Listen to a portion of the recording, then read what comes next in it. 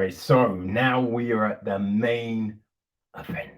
The heavyweights are going at it. Chris Daukaus against Derrick Lewis. And this fight, right? So much potential. Chris Daukaus, this new style of heavyweight, real light. I think there was a 30-pound difference in the weight. I think Daukaus came in at 230 and Lewis was 265, right? So yeah, huge difference in the weight. And Daukaus, like Tom Aspinall, like Cyril Gane, a lot of movement, very fast, right? And you look at these guys and you think, well, I mean, Gane is already, close to the pinnacle. He's the interim champion, gonna challenge Ngannou for the unified belt in, I think it's February, right? I feel it's the 13th of February. I think that's right.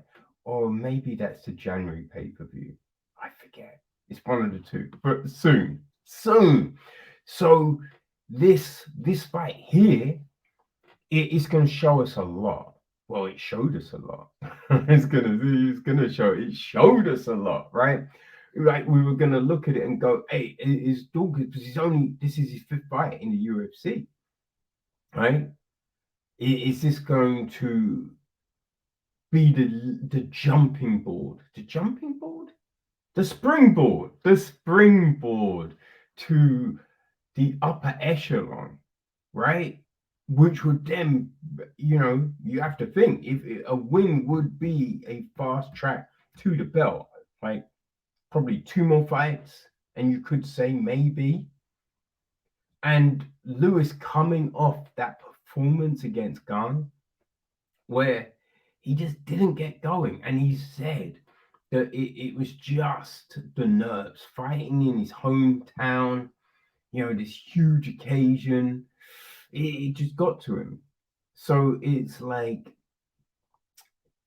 how's he going to bounce back from that, right? How is he going to contend with the speed? Because we saw what Gane was able to do, but we've also seen when, Lewis has been up against it. Volkov put him on him for 4 rounds. 4 rounds. And 50, I think it was like, 4 rounds and 49 seconds until, boom, Curtis Blades is putting it on him until a well-timed uppercut and boom. So with Lewis, that power stays all the way in a fight. And he is dangerous. So it was an interesting one. And, Daukaus, he came out and he was using a lot of movement, throwing out that jab. Lewis, he looked like he was staying focused, kept his eye on the prize. And he's firing off some big shots. Through a head kick, right? As we know, because Lewis, he's made changes to the regimen, his cardio, so much better. We've seen that. And so, yeah, he fires a head kick, fires off some big shots, and, it's getting interesting. But Daukaus, moving, sticking, trying to stick to that game plan. But Lewis, jumping head kick,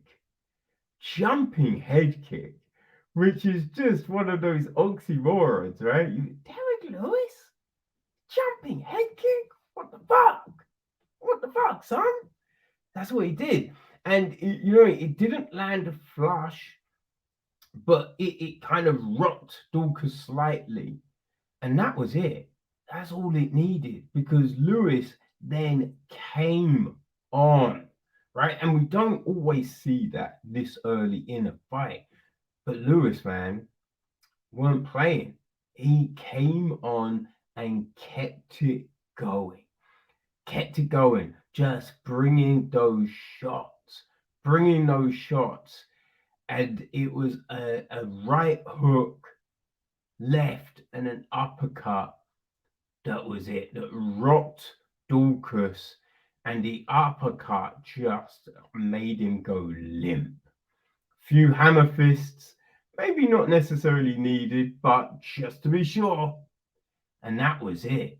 Derrick Lewis back in a bang, and now the all-time knockout holder in the UFC, right? Huge. Derrick Lewis just answered all those questions and showed, hey, there's still life in this motherfucking beast.